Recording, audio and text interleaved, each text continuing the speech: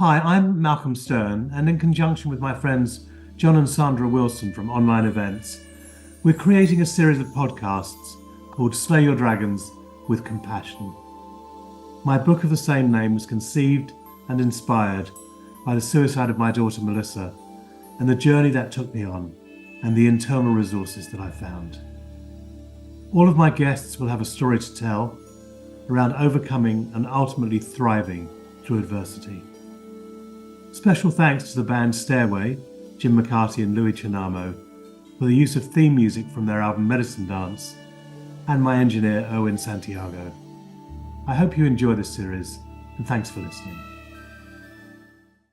So welcome to my podcast, Slay Your Dragons with Compassion, which I'm doing in conjunction with my friends at Online Events. And I'm very happy to welcome Micael this morning, who I did a podcast for him on his Better Beings podcast, which is was a really enjoyable experience. And what I was interested in with Micael is that he's bringing a very humanitarian stance to quite strong business impact, I'm quite interested in how that developed. There's a sort of a humanitarianism that goes with you, Micael, but there's also this sort of like quite sort of obviously good businessman who's been in it for a long time. So perhaps we could take a look at what took you to that place. Yeah, thank you, Malcolm. It's really lovely to be here with you. I thoroughly enjoyed having you on the podcast, and we've met now in person, which was wonderful. Oh, But yeah, I'm happy to go wherever you want today. great. So I often what I'm looking at in relation to this podcast is how it's often adversity that shapes us. It's like we're trucking along doing our thing, and then something happens, and we take a Mm. different turn in our lives. And I wonder if there was any particular thing that had sort of sent you in the direction you're going in, or that had awakened you to effectively to what is to the humanitarian aspect of what you do. Mm.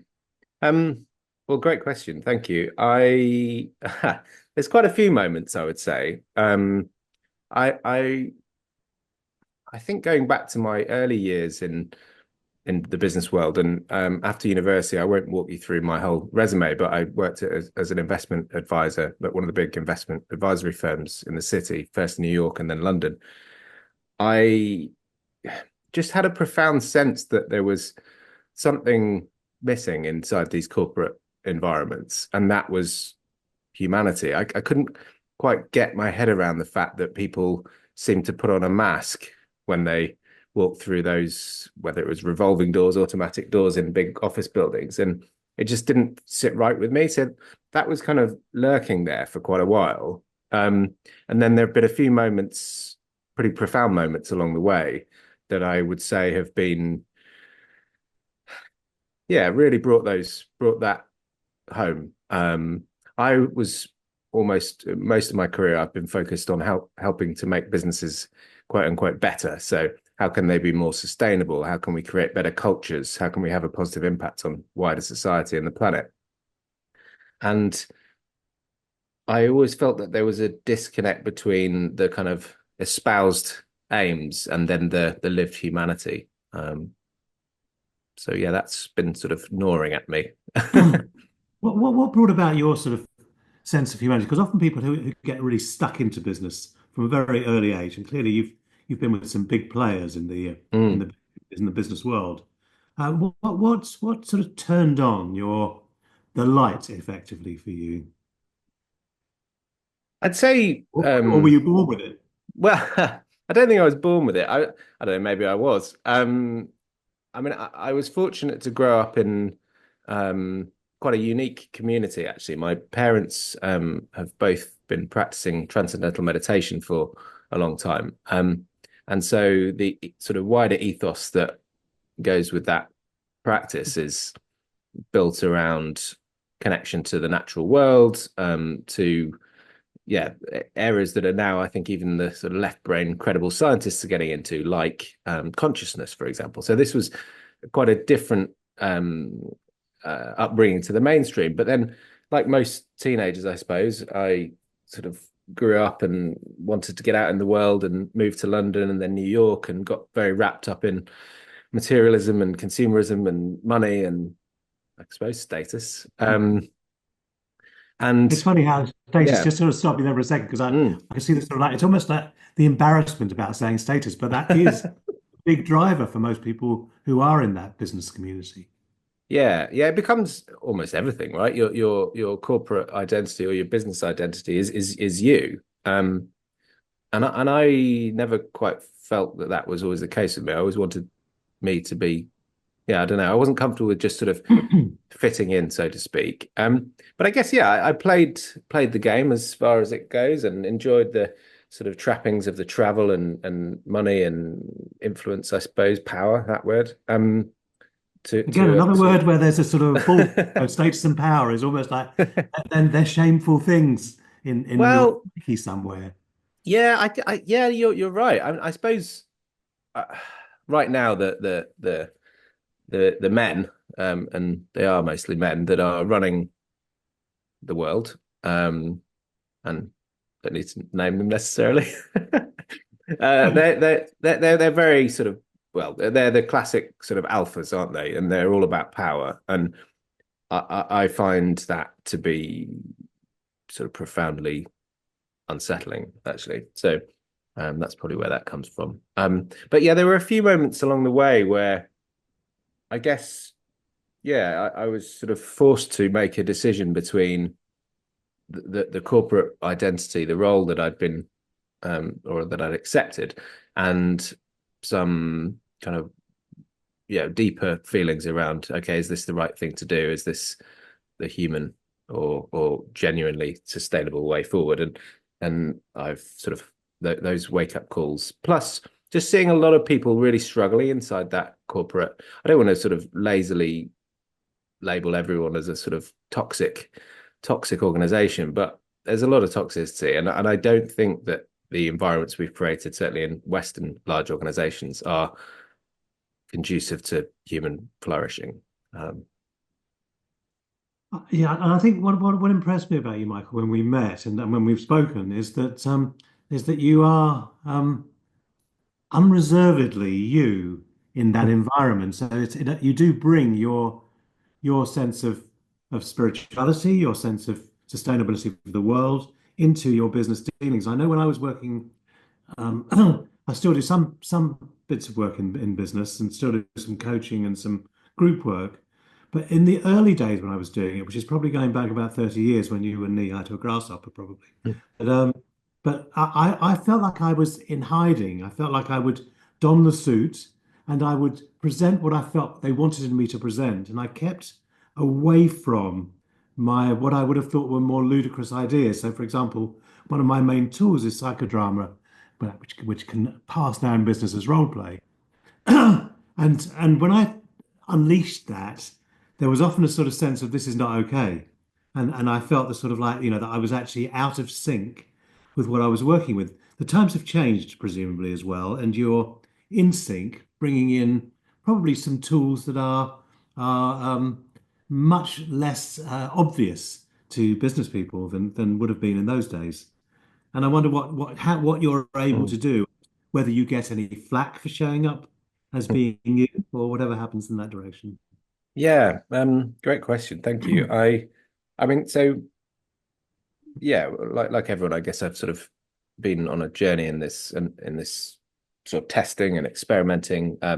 Worked sort of with and inside big corporates for a couple of decades now, and yeah, the evolution. I mean, just from a physical dress perspective, I was wearing the suit and tie, and maybe just throwing on a sort of garish pair of socks for quite a while. Yeah. And then increasingly, I've just sort of felt like, do you know what? I think, well, COVID, I think I'm just purely from an aesthetic perspective. COVID has, I think, fundamentally changed the way people work and the way people dress, actually. So there's a sort of more casual approach to dress. But I mean, in the last 4 years in particular, because I left full-time corporate life 4 years ago, and now I'm involved in various different businesses, got the podcast and so on. Yeah, I've been on a real journey in that time to look for new wisdom. And one of the things I love about your book and subtitle of this podcast about the with compassion um, element. Guy called Gabor Mate, who many of your listeners will know, I'm sure you know. He emphasizes compassion, and I guess the other key message that I've learned from him is to just show up and be yourself. Try to hold that slightly more grounded, more relaxed energy, and people will gravitate to that. And it seems to work. That sounds a bit grandiose because I get it wrong all the time, and got a young baby who means I'm tired a lot. But yeah. I think I don't think it is grandiose. I think there's something quite interesting. You've just reminded me actually when I was doing a piece of corporate work and playing the game, and it wasn't working. It felt like Mm, it was a very dull, and I thought I could either keep going and sort of just see it out, or I could actually turn myself on to who I am inside. And I did that, and suddenly it was like the whole thing was mm, radiant. It actually shifted perspectives. And it didn't give me the courage to sort of utterly show up as myself each time, but I do get the sense that you're acceptable within the business community. So you're getting work coaching within mm, that world, mm, and that somehow that encourages you to up the ante, to really sort of be fully who you are and make changes with people. mm, mm, And I think what really interests me, Michael, is that when you talk about the men who run the world, that sort of alpha sort of lack of compassion that's around. You didn't use those words, but I certainly would mm, use those words. Um, then can you see that that is changing within the business community because you're more your feet on the mm. ground in that community? Are things shifting? Do you see a possibility that we might actually have a more compassionate world, in effect? Mm. Well, yeah, the world of big business is king really at the moment. We have this businessman, whether how successful he is or not, Donald Trump in the US. But it's also very clear that sort of big tech and big finance is dominating things, certainly in the US. So business is where a lot of power is, and it's why I seek to continue to show up there. Part of me sometimes would like to just leave them all to it and go and spend time with more relaxed individuals. But the thing that always gives me hope is that actually when you get underneath you get past the sort of the suit of armor or the mask, that there's humanity in everyone that I've come across. Even well, you get the occasion. I think it's fairly well established that corporate leadership does attract a few psychopaths. That's your psychology is your area of expertise, not mine. But so there are some people that maybe lack the compassion. But in terms of theory of change, you don't need everybody to change, right? You just need enough people. And I've found that I've sort of been able to build a tribe of allies, people who see the world in a similar way, people who try to lead with compassion. And I sometimes I'm guilty of saying, "Oh, this is all the sort of the old guard, and they need to just sort of die off, basically." And then we get the next sort of more compassionate generation. Um, and I think there is something in that, but that's not to be critical of those people because they've come from the environment that they've come from, right? And Yeah. brought lots of wonderful things, built the world. But there's definitely enough people that I think the majority of people would like to live quite a different way in terms of the world of work. So that encourages me. That's great. Because I think it does take courage to go into that environment and effectively be more vulnerable. Because I think if you're really going to find your essence coming into play in the work, you're going to have to let go of some of the armor or the mask that we spoke about before, Mm, and actually allow some of your vulnerability to be there. mm, And I love my vulnerability. I really if I'm giving a lecture and I talk about my daughter's death, for example, I will often have tears in my eyes, and I won't go, "Oop, mustn't show that." And I wonder if you are able to show your vulnerability within the environments you're working. mm. Yeah, good question. I guess increasingly so.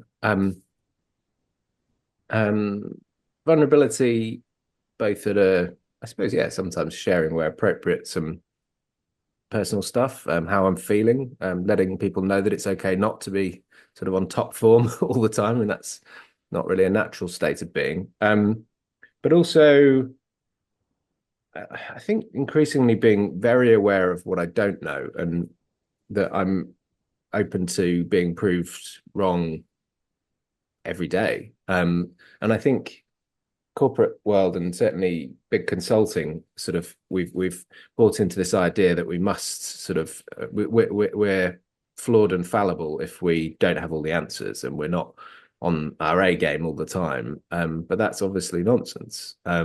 So I think showing up and saying, yeah, I don't know, I know a fair bit, but I don't know a lot.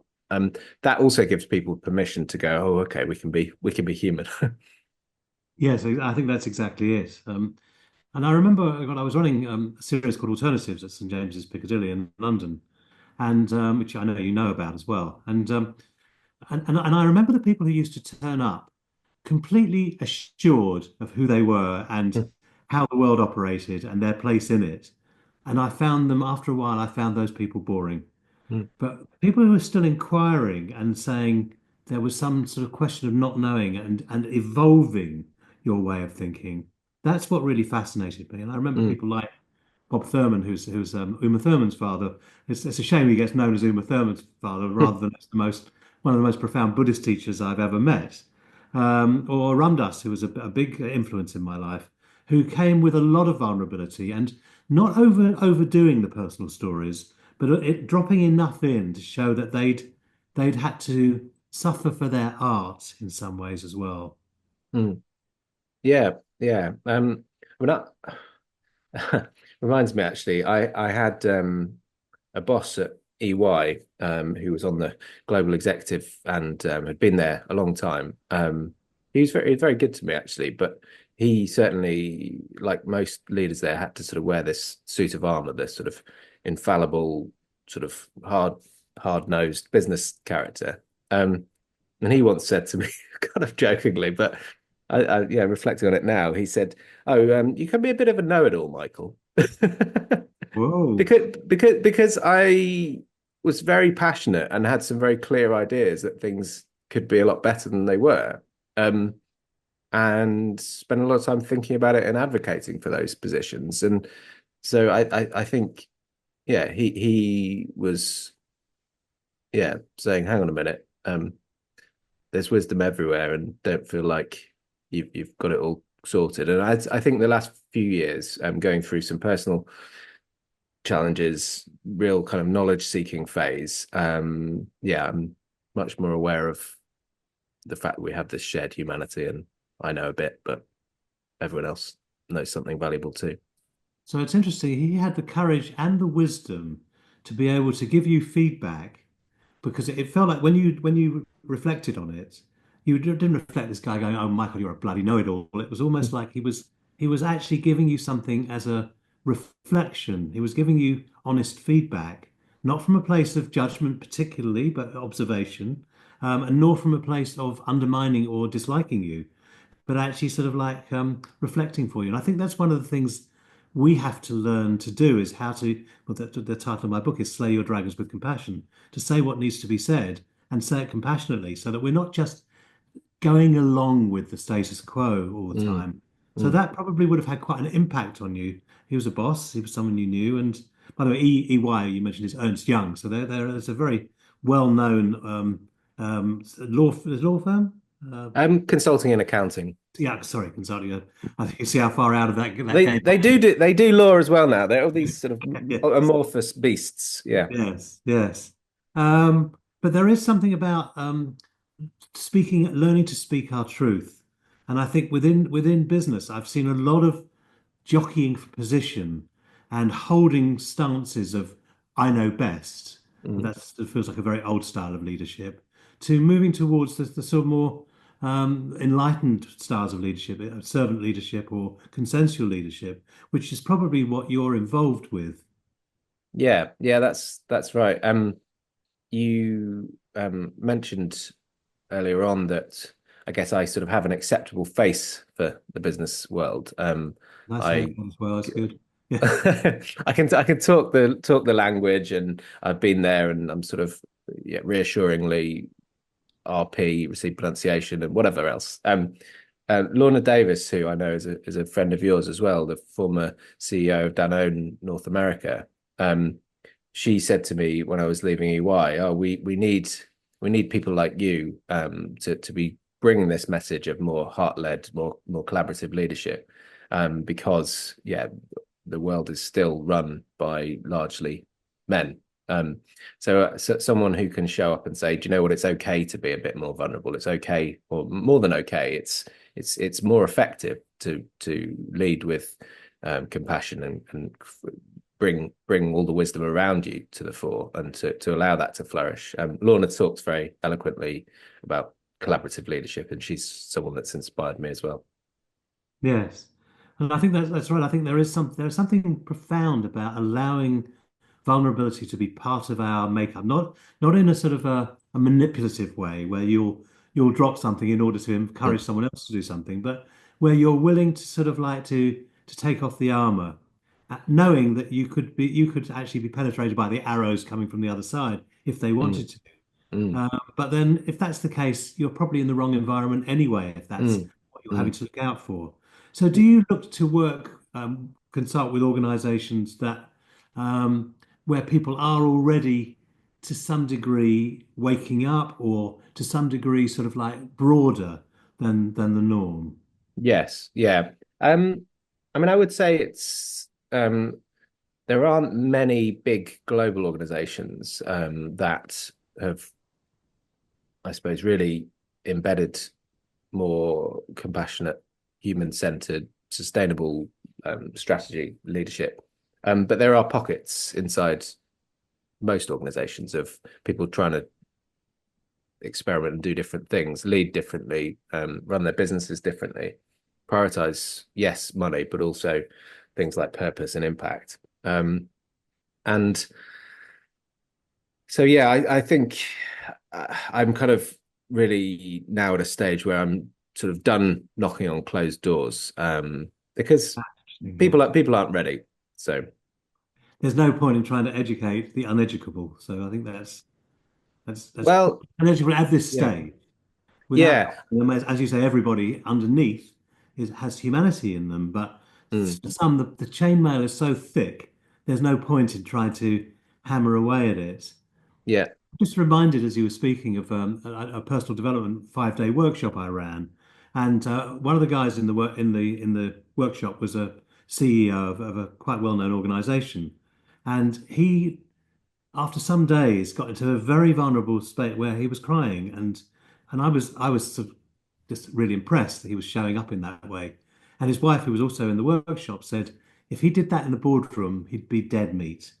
And I think there was something in those days of that you do not show your weakness or your vulnerability. It's mm, interesting. Weakness and vulnerability are very different words. I mm. think the vulnerability is actually strength, but that you don't show what she said was his weakness in that place. And I wonder what you think about that. Yeah. I mean,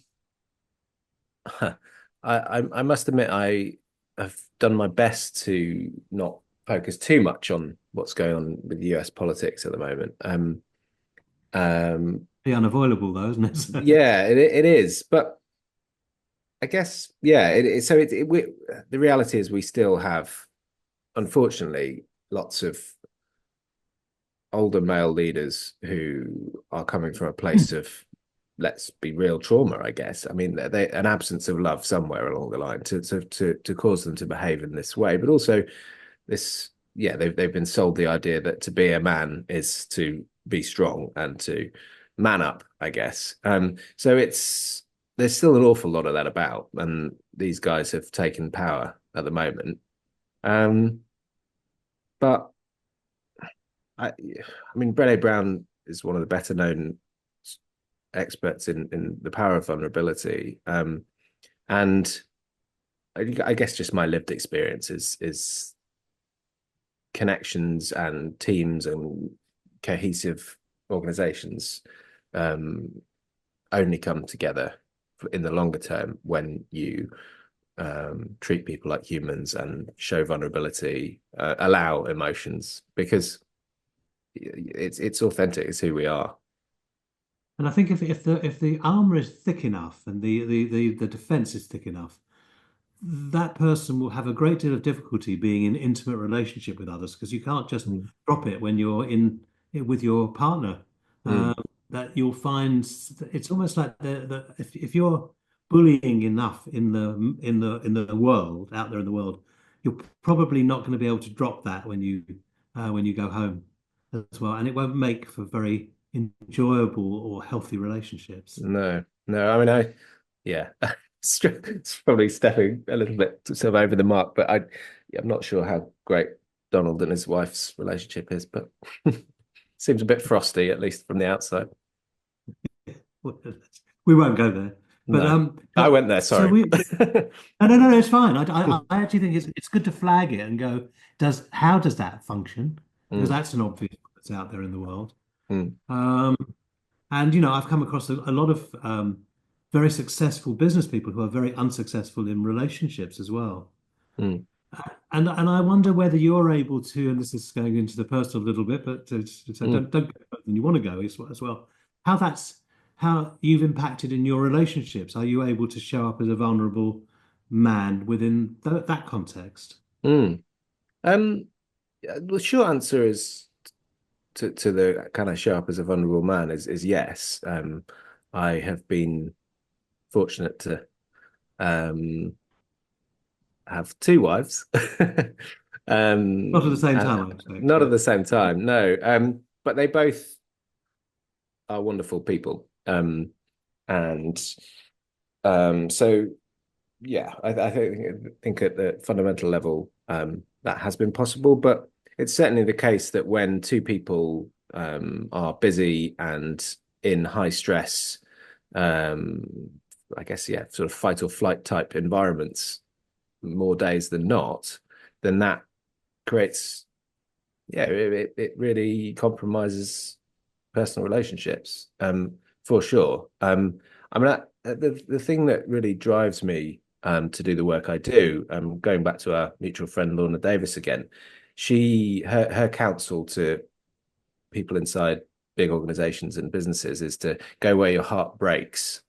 And mm, um, it's funny that even saying that out loud, it kind of gives me goosebumps. So it shows that it's authentic for me. But my heart breaks when I see the suffering at an individual human level inside those organizations, and I've just seen that across the piece in my close personal relationships, but also, yeah, I don't think many people are currently doing that well inside the organizations we've created, where short term finance is all. So that breaks my heart, and I'm trying to make it better. well, you're playing your role in that, and I know that Lorna, who you mentioned, is also playing her role in that. I think one of the things I've most admired about her is her capacity to keep her humanity in whatever situation she's in.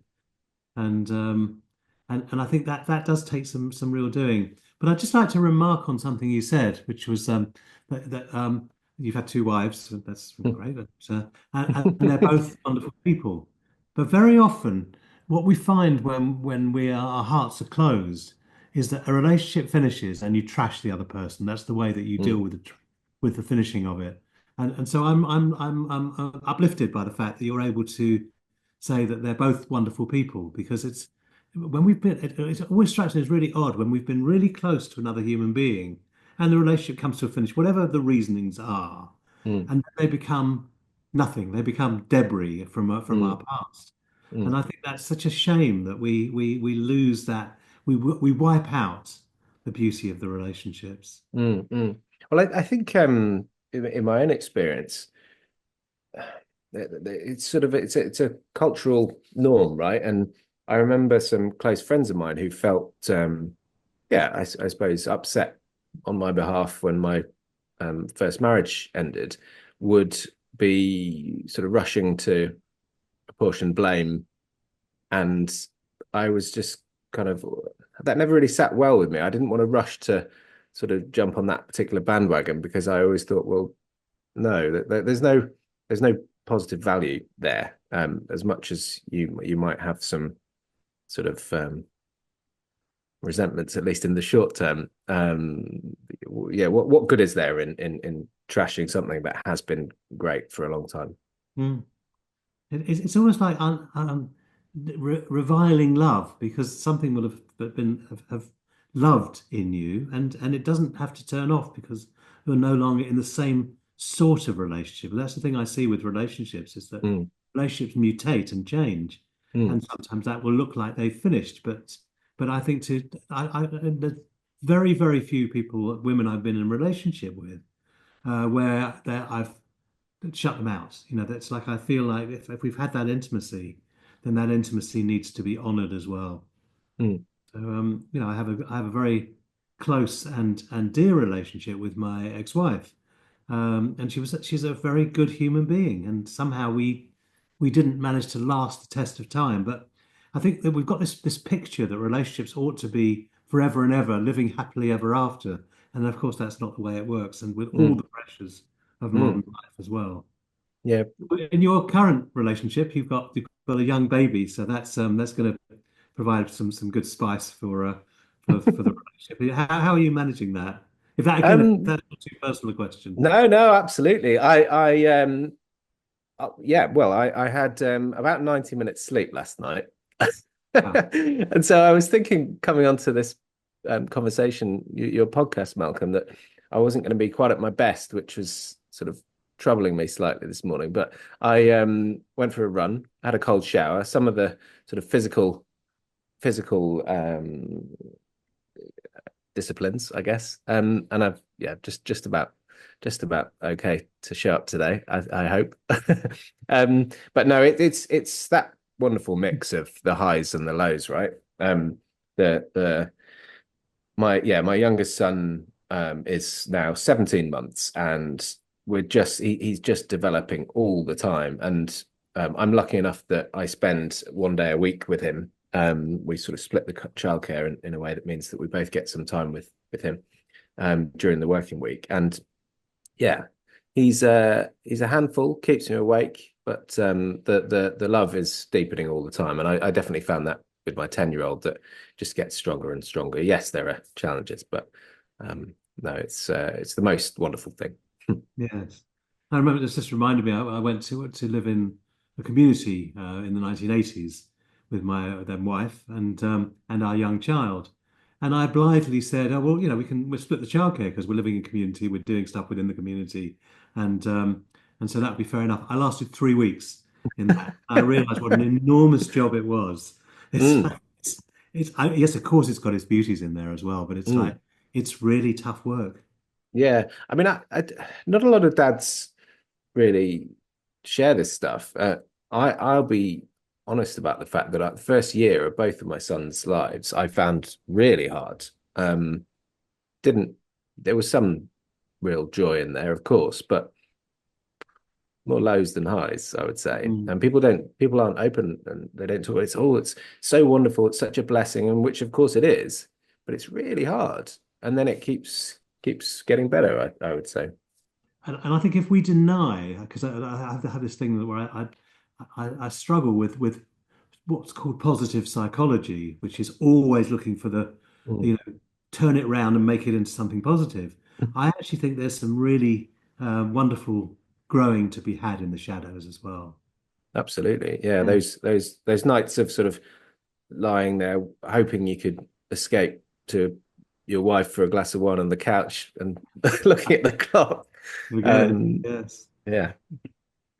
So we're coming towards the end of our podcast. And by the way, your 90 minute sleep does not show up. I've really Oh, enjoyed the good, good, chat good. we've had and the sort of the openness that you've brought to this as well, Michael. So the question I always ask at the end, and I want it to be spontaneous so that it just comes out however it comes out, is what's the particular dragon you've had to slay in order to become who you are? I.e., what's the hurdle you've had to overcome in order to be? Mm. Wow. I mean, so yeah, I've mentioned the profound, well, yeah, there's no getting away from a divorce is a profound challenge. We've also talked about the challenges I've faced inside businesses. So both personal and professional, some pretty big life dragons, if you like. Definitely not Mm. calling my ex-wife a dragon, um, I've come to realize that I think there's for me, and this again might sound a bit sort of esoteric, but trying to get over myself, and slaying the ego dragon, if you like, is has been the most rewarding. Yeah, hopefully people will be less inclined to say that I'm a know-it-all these days. So Definitely, I found when I did the podcast with you on your Better Beings podcast, that actually there was a gentleness and a sort of a sensitivity about you that I felt I could drop in to something deeper because you were dropped into something deeper as well. So I think you're doing the work on that. That's for sure. yeah, So Michael, thank you every day, right? every day. Brilliant. Thank you very much for coming on here today and sharing with us. And I've really enjoyed the dialogue we've had, and we'll be in touch. Thank you so much, Malcolm. Loved it. Thank you. Cheers.